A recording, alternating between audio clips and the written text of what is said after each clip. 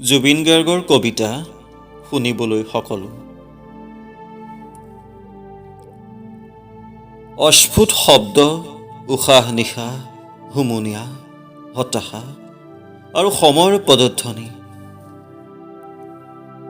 দিলোহেঁতেন এটা সুন্দৰ নিপুতল নাক, যাৰ কাম কেৱল উশাহ লোৱাই নহয়, যি শুঙিব পাৰে সকলো দুৰ্গন্ধ মানুহৰ গাৰ, মনৰ, দেশৰ, পৰিৱেশৰ।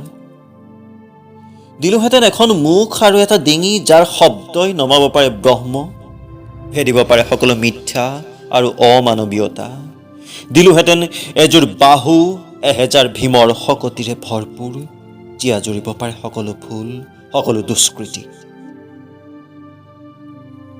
দিলোহেঁতেন এখনি বুকু, আকাশৰ দৰে উদাৰ, সাগৰৰ দৰে বিশাল, য'ত নাথাকে কপটতা, যিখন বুকুত আশ্ৰয় পাব হেজাৰ মানুহৰ দুখ, সুখ আৰু সপোনে।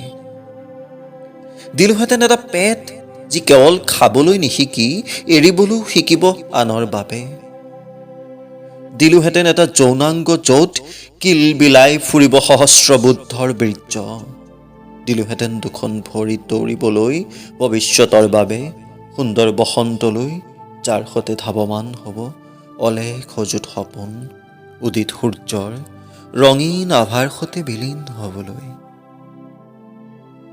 কিন্তু মই ঈশ্বৰ হ'ব নোৱাৰোঁ, মোৰ সময় নাই, মই সীমাবদ্ধ নিজৰ মাজত, জীৱনৰ দীনতাৰ মাজত।